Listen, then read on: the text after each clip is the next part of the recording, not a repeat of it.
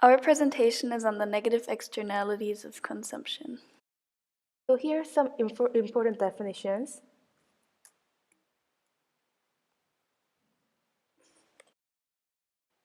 The first definition is demerit good, a good which is considered unhealthy or damaging in some way. A demerit good can be physically, mentally, or morally harmful, such as cigarettes, gambling, and alcohol. The second definition is market failure. A market failure exists whenever the free market equilibrium quantity of output is greater or less than socially optimal level of output. The free market will produce either too much of a good or too little. The last definition is negative externalities of consumption. When certain goods are consumed, such as demerit goods, negative effects can arise on third parties. The private benefits of the consumption of a product is therefore greater than the social benefits of its consumption. Go. I'm going to show you how to draw the basic diagram for negative externalities of overconsumption.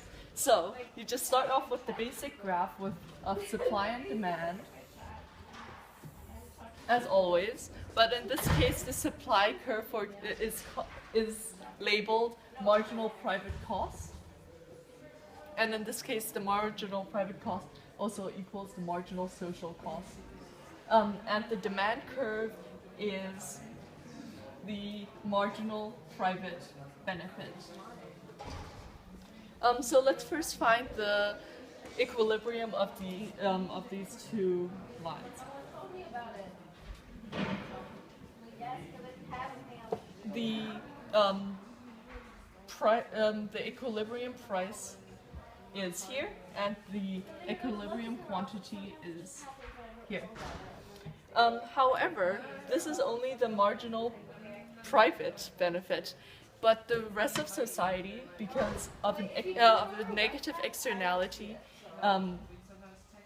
their benefit is lower, so we need to draw on that line as well.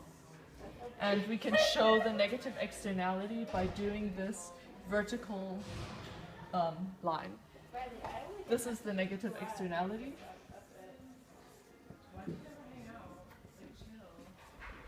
And because of this shift, we can also show where the optimal equilibrium would be for society. And we can label that price optimal and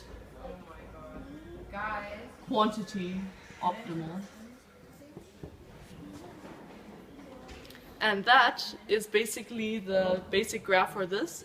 And the conclusion we can draw from that is that marginal private benefit is larger than marginal social benefit, which causes a negative externality of overconsumption. However, because there's a difference between the marginal social benefit and the marginal private benefit, there is a welfare loss. And the welfare loss can be seen through this triangle.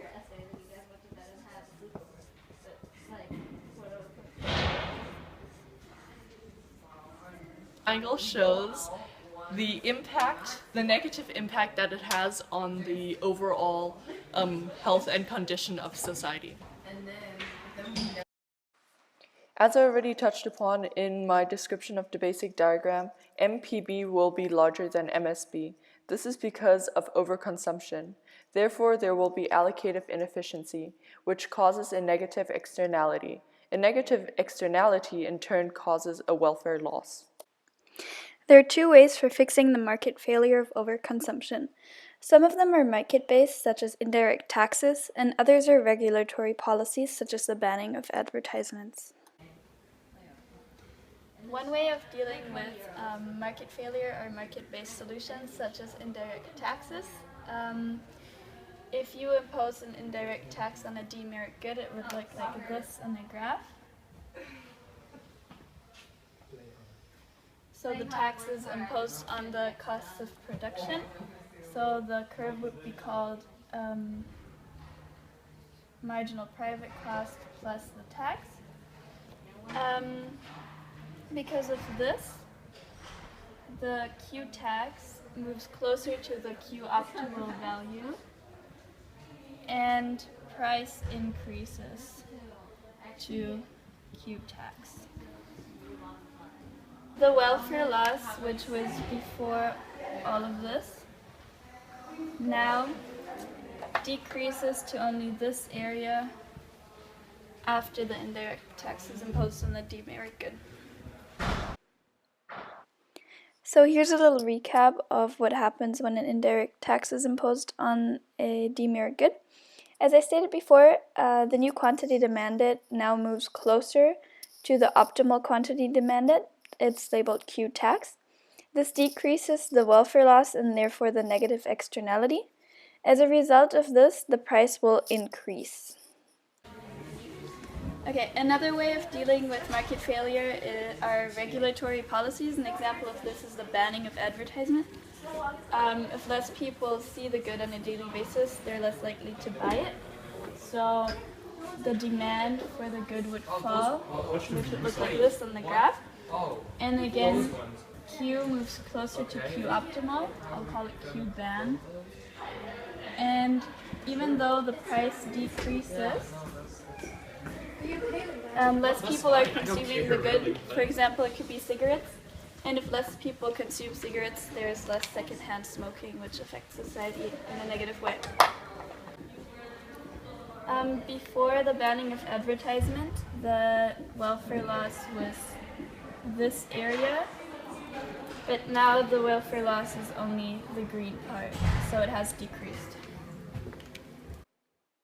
So here's a second little summary of how to deal with the market failure of overconsumption by banning advertisements of the good.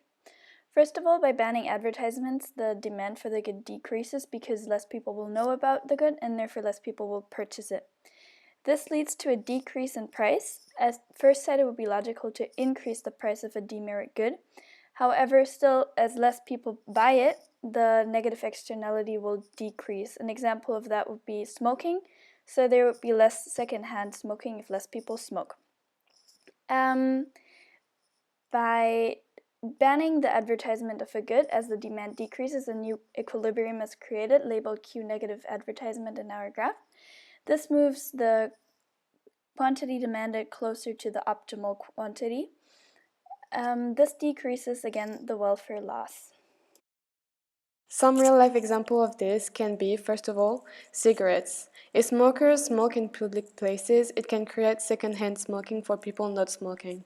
Another example could be alcohol. People consuming alcohol are having fun getting drunk, but also create negative externalities for society, such as physical harm to others when drinking and driving. Another kind of good that can create physical harm could be phones when used while driving. Loud music could also disturb neighbors, and consuming gum and disposing of it on the street and not in the garbage implies that the street will have to be cleaned.